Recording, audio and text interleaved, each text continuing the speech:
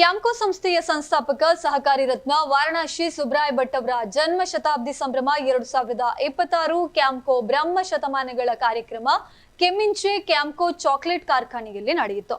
ಕಾರ್ಯಕ್ರಮವನ್ನು ದೀಪ ಬೆಳಗಿಸಿ ಉದ್ಘಾಟಿಸಿದ ಕ್ಯಾಂಕೋದ ಮಾಜಿ ಅಧ್ಯಕ್ಷ ಕೊಂಕಾಡಿ ಪದ್ಮನಾಭ್ ಮಾತನಾಡಿ, ಕ್ಯಾಂಕೋ ಸಂಸ್ಥೆಯು ವಾರಣಾಸಿ ಸುಬ್ರಾಯ ಭಟ್ ಅವರ ಮಗು ಯಾರಿಗೂ ಬೇಡವಾದ ಅಡಿಕೆ ಬೆಳೆಗಾರರಿಗಾಗಿ ಹುಟ್ಟುಹಾಕಿದ ಕ್ಯಾಂಕೋ ಇಂದು ದೈತ್ಯ ಸಂಸ್ಥೆಯಾಗಿ ಬೆಳೆದು ದೇಶದ ಅತ್ಯುತ್ಕೃಷ್ಟ ಸಂಸ್ಥೆಗಳಲ್ಲಿ 3ನೇ ಸ್ಥಾನದಲ್ಲಿದೆ. ಇವರು ಕ್ಯಾಂಕೋದಲ್ಲಿ ತಪಸ್ಸಿನಂತೆ ಸೇವೆಗೈದಿರುವ ಫಲವಾಗಿ ಇಂದು ಕೋಟ್ಯಾಂತರ ಅಡಿಕೆ ಬೆಳೆಗಾರರ ಬಾಳಿಗೆ ಬೆಳಕಾದವರು. ಕನಿಷ್ಠ 3,000 ಮಂದಿಗೆ ಉದ್ಯೋಗ ನೀಡಿದ ಅನ್ನದಾತರು. ಇಂತಹ ಯುಗ ಪುರುಷನ ಜೀವನ ಸಾಧನೆ ಯುವ ಸಮಾಜಕ್ಕೆ ದಾರಿದೀಪವಾಗುವಂತಹ ನಿಟ್ಟಿನಲ್ಲಿ ಕರಾವಳಿಯ ಅವರ ಜೀವನ ಸಾಧನೆಗಳನ್ನ ಪಠ್ಯ ಪುಸ್ತಕಗಳಲ್ಲಿ ಜೋಡಿಸುವ ಕೆಲಸ ಆಗಬೇಕು. ಇವರ ಹೆಸರಿನಲ್ಲಿ ದತ್ತಿ ನಿಧಿ ಸ್ಥಾಪಿಸಿ ಸಮಾಜಕ್ಕೆ ಅರ್ಪಣೆಯಾಗಬೇಕು.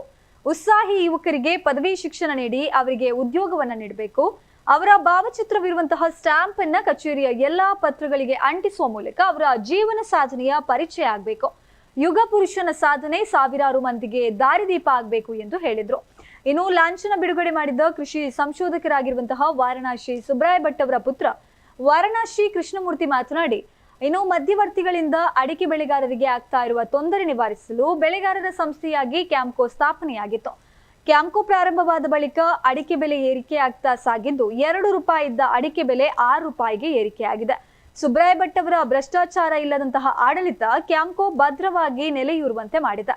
ಅಡಿಕೆ ಜಗಿಯುವಂತದ್ದು ಬಿಟ್ರೆ ಬೇರೇನೂ ಆಗಿಲ್ಲ. ಇದರ ಬಗ್ಗೆ ಸಂಶೋಧನೆ ನಡೆಸದೇ ಇದ್ರೆ ಭವಿಷ್ಯದಲ್ಲಿ ಸಂಕಷ್ಟ ಎದುರಾಗಬಹುದು ಎಂದು ಕಳವಳ ವ್ಯಕ್ತಪಡಿಸಿದ್ರು. ಇನ್ನು ಕ್ಯಾಂಕೋ ಚಾಕ್ಲೇಟ್ ಫ್ಯಾಕ್ಟರಿಯ 3 ಹೊಸ ಉತ್ಪನ್ನಗಳಾದ dark chocolate premium 55% cocoa, dark chocolate food and nut ಮತ್ತು ಕೋಕೋ ಪೌಡರ್ ಎಂಬ 3 ಹೊಸ ಉತ್ಪನ್ನಗಳು ಕಾರ್ಯಕ್ರಮದಲ್ಲಿ ಬಿಡುಗಡೆಗೊಂಡಿತ್ತು. ಪ್ರಭಾಕರ್ ಹೊಳ್ಳ ಉತ್ಪನ್ನಗಳ ಮಾಹಿತಿಯನ್ನು ಕೂಡ ನೀಡಿದ್ದಾರೆ. ಇದೇ ಸಂದರ್ಭದಲ್ಲಿ ಅಧ್ಯಕ್ಷತೆ ವಹಿಸಿದ್ದ ಕ್ಯಾಂಕೋ ಅಧ್ಯಕ್ಷ SR ಸತೀಶ್ ಚಂದ್ರ, ಕ್ಯಾಂಕೋದ ನಿವೃತ್ತ ವ್ಯವಸ್ಥಾಪಕ ನಿರ್ದೇಶಕ ಮಧುಸೂದನ್ ರಾವ್, ರಾಷ್ಟ್ರೀಯ ಪ್ರಶಸ್ತಿ ಪುರಸ್ಕೃತ ಶಿಕ್ಷಕರು ಕೃಷಿಕರಾಗಿರುವ ಶಂಕರ್ ಸಾರಡ್ಕ, ಉಪಾಧ್ಯಕ್ಷ ಪದ್ಮರಾಜ್ ಪಟ್ಟಾಜೆ, ವ್ಯವಸ್ಥಾಪನಾ ನಿರ್ದೇಶಕ ಡಾಕ್ಟರ್ BV ಸತ್ಯನಾರಾಯಣ, ಕ್ಯಾಂಕೋ ನಿರ್ದೇಶಕರು ಹಾಗೆಯೇ ಸದಸ್ಯರು ಹಾಗೂ ಅಡಿಕೆ ಬೆಳೆಗಾರರು ಉಪಸ್ಥಿತರಿದ್ದರು.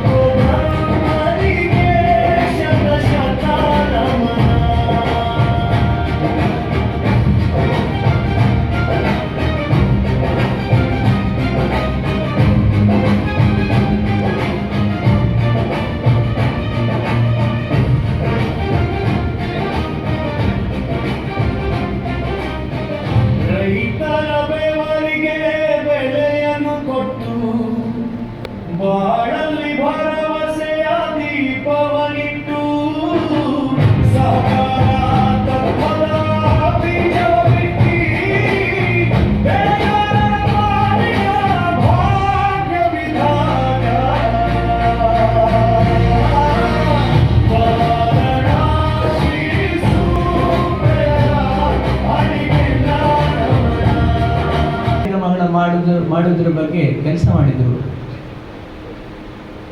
SKCMSನ ಅಧ್ಯಕ್ಷರಾದರು, ಅಡಿಕೆ ಬೆಳೆಗಾರರ ಸಂಘದ ಅಧ್ಯಕ್ಷರಾದರು. ಹೀಗೆ ಹಲವು ಸಂಸ್ಥೆಗಳಲ್ಲಿ ನೇತೃತ್ವವನ್ನು ವಹಿಸಿ ಅವರು ಕೆಲಸ ಮಾಡಿದರು. ಆ ಕಾಲದಲ್ಲಿ ನಾನು ನೆನಪು, ಹಿರಿಯರು ಹೇಳಿದ ನೆನಪು, ಅಡಿಕೆಗೆ 3-4 ರೂಪಾಯಿ kg, 3-4 ರೂಪಾಯಿ ಇತ್ತು ಅಂತ. ಅಡಿಕೆಯನ್ನು ಯಾರು ತೆಗೊಳ್ಳುವಂಥ ಸ್ಥಿತಿಯೇ ಇರಲಿಲ್ಲ, ಅಡಿಕೆ ಬೇಡ ಅಂತ ಹೇಳುವಂಥ ಸ್ಥಿತಿ ಇತ್ತು. ಈ ಭಾಗದಲ್ಲಿ ಬಹುತೇಕ ಜನ ದಕ್ಷಿಣ ಕನ್ನಡ, ಕೇರಳದ ಭಾಗ ಮತ್ತು ಸುತ್ತಮುತ್ತ ಇರತಕ್ಕಂಥ ಉತ್ತರ ಕನ್ನಡ, ಶಿವಮೊಗ್ಗ ಈ ಭಾಗದಲ್ಲಿ ಬಹುತೇಕ ಜನ ಬದುಕುವಂಥದ್ದು ಅಡಿಕೆ ಕೃಷಿಯಿಂದ. ಅವರಿಗೆ ಏನಾದರೂ ಮಾಡಬೇಕು ಅಂತ ಯೋಚನೆ ಮಾಡ್ತಾ ಒಂದಷ್ಟು ಜನ ಸಹಾಯ ಕೃಷ್ಣ ಭಟ್ರು, ಹರನಾಥರಾಯರು, ಉತ್ತರ ಶಿವಮೊಗ್ಗದ ಹರನಾಥರಾಯರು, ಹೀಗೆ ಒಂದಷ್ಟು ಜನ ಸ್ನೇಹಿತರ ಬಳಗವನ್ನು ಕಟ್ಟಿಕೊಂಡು ಅಡಿಕೆ ಬೆಳೆಗಾರರಿಗೆ ಏನಾದರೂ ಮಾಡಬೇಕು ಅಂತ ಹೊರಟರು. ಇದರ ಪರಿಣಾಮ ಇವತ್ತು ಕ್ಯಾಂಪ್ಕೋ ಇಷ್ಟು ದೊಡ್ಡ ದೈತ್ಯನಾಗಿ ಬೆಳೆದಿದೆ. ಕ್ಯಾಂಪ್ಕೋ ಇವತ್ತು ಇಡೀ ದೇಶದಲ್ಲಿ ಅತ್ಯುತ್ತಮ ಸಂಸ್ಥೆಗಳು ಯಾವುದು ಅಂತ ಕೇಳಿದರೆ, ಅತ್ಯುತ್ತಮ ಸಂಸ್ಥೆಗಳ ಸಾಲಿನಲ್ಲಿ 3ನೇದಾಗಿ ಕ್ಯಾಂಪ್ಕೋ ಬರುತ್ತೆ. ಇಷ್ಟು ದೊಡ್ಡ ರೀತಿಯಲ್ಲಿ ಬೆಳಿಬೇಕಾದ್ರೆ 18 ವರ್ಷಗಳ ಕಾಲ ಅವರ ತಪಸ್ಸಿತ್ತು.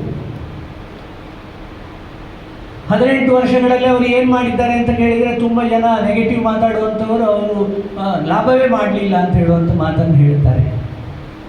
ಆದರೆ ಕ್ಯಾಂಪ್ಕೋವನ್ನು ಅತ್ಯಂತ ದೊಡ್ಡದಾಗಿ ಬೆಳೆಸುವಂಥ ಮತ್ತು ಕ್ಯಾಂಪ್ಕೋದ ಸದಸ್ಯರು ಮತ್ತು ಅಡಿಕೆ ಬೆಳೆಗಾರರಿಗೆ ಅತ್ಯುತ್ಕೃಷ್ಟವಾದಂಥ ಸೇವೆಯನ್ನು ನೀಡುವಂಥ ಆ ದೊಡ್ಡ ಕಾಯಕವನ್ನು ಸುಬ್ಬರಾಯ ಭಟ್ರು ಮಾಡಿದರು, ತಪಸ್ಸಿನಂತೆ ಮಾಡಿದರು. ನಾನು ಚಿಕ್ಕವನಿರುವಾಗ ನಾನು ಹೋಗ್ತಿದ್ದೆ, ಫಿಯೆಟ್ ಕಾರಿತ್ತು ಅವರಿಗೆ, ಬಹುಶಃ ನನ್ನ ಫಿಯೆಟ್ ಕಾರಿತ್ತು. ಆಗ ಇಲ್ಲಿ ಪ್ರಸ್ತಾವನೆ ಮಾಡಬೇಕಾದ್ರೆ ಹೇಳಿದ್ರಲ್ಲ, ಅದರ ಸೌಂಡೇ ಬೇರೆ ಫಿಯೆಟ್ ಕಾರಿದು. ಫಿಯೆಟ್ ಕಾರಲ್ಲಿ ಬರ್ತಿದ್ದರು. ಆರಂಭದ ದಿವಸಗಳಲ್ಲಿ ಅವರೇ ಡ್ರೈವಿಂಗ್ ಮಾಡ್ತಾ ಬರ್ತಾಯಿದ್ರು. ಮತ್ತೆ ಸ್ವಲ್ಪ ಸಮಯ ಕಳೆದ ನಂತರ ಅವರಿಗೆ ಡ್ರೈವರನ್ನು ಮಾಡುವಂಥ ಕೆಲಸ ಆಯಿತು. ಕ್ಯಾಂಪ್ಕೋವೇ ಅವರಿಗೆ ತಪಸ್ಸು. ಇದರ ಪರಿಣಾಮ ಇವತ್ತು ಲಕ್ಷಾಂತರ ಅಡಿಕೆ ಬೆಳೆಗಾರರಿಗೆ, ಲಕ್ಷಾಂತರ ಅಂತಲ್ಲ ಕೋಟಿ ಅಂತಲೇ ಹೇಳ್ಬೋದು, ಕೋಟ್ಯಾಂತರ ಅಡಿಕೆ ಬೆಳೆಗಾರರಿಗೆ ಇವತ್ತು ಜೀವನವನ್ನು ತೋರಿಸಿದಂಥ ಆ ಒಂದು ಪುಣ್ಯದ ಕೆಲಸ ಇದ್ದರೆ ಅದು ಸುಬ್ಬರಾಯ ಭಟ್ರದ್ದು. ಇವತ್ತು ಸುಮಾರು 2,500-3,000 ಜನ ನೌಕರರು ಇವತ್ತು ಕ್ಯಾಂಪ್ಕೋದ ಅನ್ನ ಊಟ ಮಾಡ್ತೀವಿ ನಾವು. ಆ ಅನ್ನ ಆಗಬೇಕಾದ್ರೆ ಅನ್ನದ ಆರಂಭದ ಅಗುಳನ್ನು ಹಾಕಿದ್ದಂಥ ಮನುಷ್ಯ, ಆ ದ್ರಾಷ್ಟಾರ ಸುಬ್ಬರಾಯ ಭಟ್ರು. ಪ್ರಸ್ತಾವನೆಯಲ್ಲಿ ಹೇಳಿದಂಥ ಯುಗ ಪುರುಷ ಅಂತ ಹೇಳುವಂಥ ಮಾತು ಅತ್ಯಂತ ಯೋಗ್ಯವಾದದ್ದು, ಅತ್ಯಂತ ಅರ್ಹವಾದದ್ದು. ಜಗತ್ತನ್ನು ಒಳ್ಳೆಯದು ಮಾಡುವಂಥ ಯಾವುದೇ ವ್ಯಕ್ತಿ, ಸಮಾಜಕ್ಕೆ ಒಳ್ಳೆಯದನ್ನು ಮಾಡಿ ಯಶಸ್ವಿ ಆಗುವಂಥ ಯಾವುದೇ ವ್ಯಕ್ತಿ ಅವನು ಯುಗ ಪುರುಷ ಆಗ್ತಾನೆ. ಇವತ್ತಿನ ಯುವಕರಿಗೆ ಸುಬ್ಬರಾಯ ಭಟ್ರು ದಾರಿದೀಪ ಅಂತ ನನಗೆ ಅನ್ನಿಸುತ್ತೆ. ಸಮಾಜದ ಕೆಲಸ ಹೇಗೆ ಮಾಡ್ಬೋದು ಅಂತ ಹೇಳೋದಕ್ಕೆ ಸುಬ್ಬರಾಯ ಭಟ್ರು ಒಂದು ಮಾದರಿ ಅಂತ ಆಗಬೇಕು ಅಂತ. ಸುಬ್ಬರಾಯ ಭಟ್ರ 100ನೇ ವರ್ಷದ ಆರಂಭ ಆಗಿದೆ. ಕ್ಯಾಂಪ್ಕೋ ಸುಬ್ಬರಾಯ ಭಟ್ರ ಮಗು. ಒಂದು ಸಂಗತಿ ನಾನು ಮರ್ತು ಬಿಟ್ಟೆ, ಕ್ಯಾಂಪ್ಕೋವನ್ನು ಬೆಳೆಸಬೇಕಾದ್ರೆ ಇನ್ನೊಂದು ಶಕ್ತಿ, ಅವ್ಯಕ್ತ ರೀತಿಯಲ್ಲಿ ಕೆಲಸ ಮಾಡಿರುವಂಥದ್ದು ಸನ್ಮಾನ್ಯ BR ಕಾಮತ್. ನನಗೂ ನೆನಪಿದೆ, ಮೊನ್ನೆ ಹರನಾಥರಾಯರಲ್ಲಿ ಹೋದಾಗ ಹರನಾಥರಾಯರು ಹೇಳಿದರು, ಕ್ಯಾಂಪ್ಕೋ ಸುಬ್ಬರಾಯ ಭಟ್ರಿಗೆ ನೆರಳಾಗಿ ನಿಂತಂಥ ವ್ಯಕ್ತಿ BR ಕಾಮತ್ರು. ನಾನು ನೋಡಿದ್ದೀನಿ, ಅವರು ಅಡಿಕೆ ವ್ಯಾಪಾರಿಯಾಗಿದ್ದರು. ತನ್ನ ಸ್ವಂತದ ವ್ಯಾಪಾರಕ್ಕೆ ತಿಲಾಂಜಲಿಯನ್ನು ಕೊಟ್ಟು ಕ್ಯಾಂಪ್ಕೋದ ಏಳಿಗೆಗಾಗಿ ದುಡಿದಂಥ ಒಬ್ಬ ವ್ಯಕ್ತಿ ಮತ್ತು ಸುಬ್ಬರಾಯ ಭಟ್ರಿಗೆ ಕೃಷ್ಣನಾಗಿ ನಿಂತು ಅವರಿಗೆ ಸಹಕಾರ ನೀಡಿದಂಥ ವ್ಯಕ್ತಿ. ಅವರನ್ನು ಈ ಸಂದರ್ಭದಲ್ಲಿ ಕಮಿಟಿಯ ಅಧ್ಯಕ್ಷರಾಗಿದ್ದರು. ನಂತರ ಕಾಸರಗೋಡಿನಲ್ಲಿ ಒಂದು ಕಾನ್ಫರೆನ್ಸ್ ಆಯಿತು. ಅಲ್ಲಿ ಮಂತ್ರಿಗಳನ್ನು ಕರೆಸಿದರು. ಯಾಕಂದರೆ ಇದು ಪೊಲಿಟಿಕಲಿ ಇನ್ವಾಲ್ವ್ ಆಗದಿದ್ದರೆ ನಮ್ಮ ಮುಂದೆ ಹೋಗೋದಿಲ್ಲ ಅಂತ ಹೇಳಿ ಒಂದಷ್ಟು ಪೊಲಿಟಿಷಿಯನ್ಸನ್ನು ಮಂತ್ರಿಗಳನ್ನು ಕಾಸರಗೋಡಿನ ಅಡಿಕೆ ಕಾನ್ಫರೆನ್ಸ್ಗೆ ಇನ್ವಾಲ್ವ್ ಮಾಡಿದ್ದು. ಸಾಗರದಲ್ಲಾಯಿತು, ಸಿರ್ಸಿಯಲ್ಲಿ ಆಯಿತೋ ಇಲ್ಲೋ ನನಗೆ ನೆನಪಿಲ್ಲ. ಸಿರ್ಸಿಯಲ್ಲಿ ಆಗಿದೆಯಾ? 5 ಕಡೆ ಆಗಿದೆ. ಸೊ ಸಿರ್ಸಿಯಲ್ಲಾಯಿತು, ಮತ್ತು ಶಿವಮೊಗ್ಗದಲ್ಲಿ ಆಗಿದೆ, ಶಿವಮೊಗ್ಗದಲ್ಲೇ ಆಯಿತು. ಸೊ ಇದೆಲ್ಲ ಕಾನ್ಫರೆನ್ಸ್ಗಳಾದ ಮೇಲೆ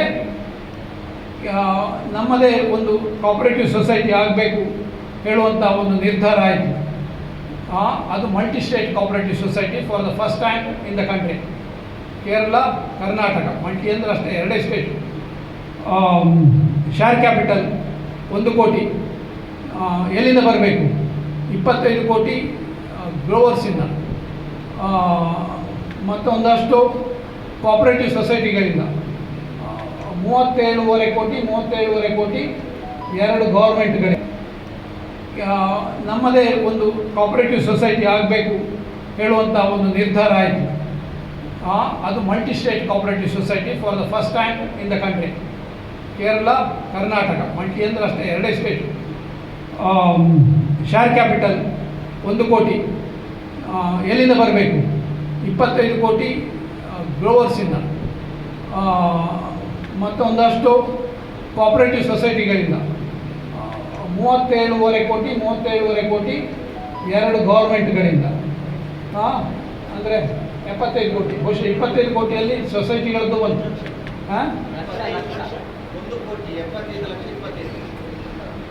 75 ಲಕ್ಷ. 75 ಲಕ್ಷದಲ್ಲಿ 37.5 ಕೇರಳ. ಹಾಂ, ಇಂಡಿವಿಜುವಲ್ಸ್. ಹಾಂ, ಮತ್ತೆ ಕೋಆಪರೇಟಿವ್ ಸೊಸೈಟಿ. ಓಕೆ, ಮತ್ತು ಸುಧಾಕರ್ ಅವರು ಹೆಲ್ಪ್ ಮಾಡ್ತಾ ಇದ್ದಾರೆ. ಅವರಿಗೆ ಆವಾಗ ಅಕೌಂಟ್ಸ್ ಡಿಪಾರ್ಟ್ಮೆಂಟ್ ಕೊಟ್ಟಿದ್ದರು. ಅದು A to Z ಗೊತ್ತಿದೆ, ನನಗೆ ಒಂದು ಸ್ವಲ್ಪ ಗೊತ್ತುಂಟು. ಓಕೆ, ಆ ರೀತಿಯ ಒಂದು ವ್ಯವಸ್ಥೆಯಲ್ಲಿ ಕ್ಯಾಂಪು ಫಾರ್ಮೇಷನ್ ಆಯಿತು. ಟೌನ್ ಹಾಲ್ನಲ್ಲಿ ಮೇ ಎಷ್ಟನೇ ತಾರೀಕು? ಈಗ ನೀವು ಫೌಂಡರ್ಸ್ ಡೇ ಅಂತ ಮಾಡ್ತಾ ಇದ್ದೀರಿ. ಜುಲೈ 11ನೇ ತಾರೀಕು, ಮಳೆಗಾಲ. ಅಡಿಕೆಯ ಪ್ರಥಮ ಪರ್ಚೇಸ್ ಆಯಿತು. ಆವಾಗಲೇ 20 ಜನ ಸುರುವಿನ ಕಂಬಗಳನ್ನು B.R. ಕಾಮತ್ರು ಮತ್ತು ಸುಬ್ರಾಯ ಭಟ್ರು ಸೇರಿ ನೆಟ್ಟಾಗಿತ್ತು. ಮಧುಸೂದನ್ ರಾಯರೊಬ್ಬರು.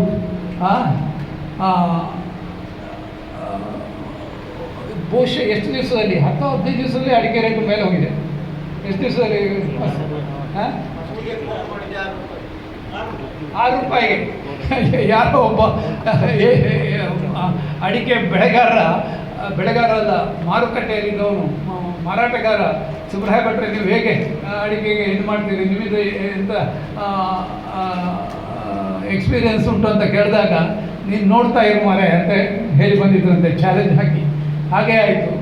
2 ಇದ್ದದ್ದು 6 ಆಯಿತು, 6 ಇದ್ದದ್ದು 12 ಆಯಿತು. ರೇಟ್ ಏರುತ್ತಲೇ ಇದೆ. ಇವತ್ತು 450 ರೂಪಾಯಿ ಇದೆ. ಇದು ಮಹಾ ಅಪಾಯದ ಪರಿಸ್ಥಿತಿಯಲ್ಲಿ ಇದ್ವಿ ನಾವು ಇವತ್ತು. ಯಾಕೆಂದರೆ ತಂದೆ ಆವಾಗಲೇ ಹೇಳಲಿಕ್ಕೆ ಶುರು ಮಾಡಿದರು, ನಮ್ಮ ಈ ಅಡಿಕೆ ಬೆಳೆ ಒಂದರ ಮೇಲೆ ಡಿಪೆಂಡ್ ಆಗೋದು ನಾವು ತಲೆ ಮೇಲೆ ತೂಗುಗತಿಯನ್ನು ಹಿಡ್ಕೊಂಡ ಹಾಗೆ ಅಂತ ಹೇಳ್ಕೊಂಡು.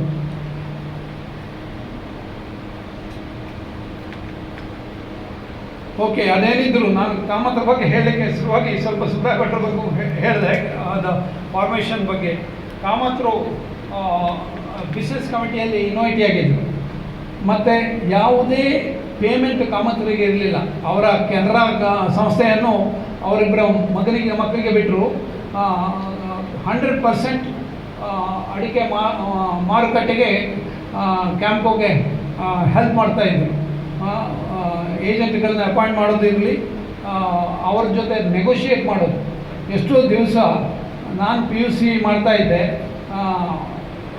ಮನೆಗೆ ಹೋಗಲಿಕ್ಕೆ ತಂದೆಯ ಫಿಯಟ್ ಕಾರ್ ಹತ್ತಲಿಕ್ಕೆ ಅಂತ ಹೇಳಿಕೊಂಡು ಕೂತ್ರೆ ಇವರು ಅಲ್ಲಿ ನೆಲ್ಲಿಕಾಯಿ ರೋಡ್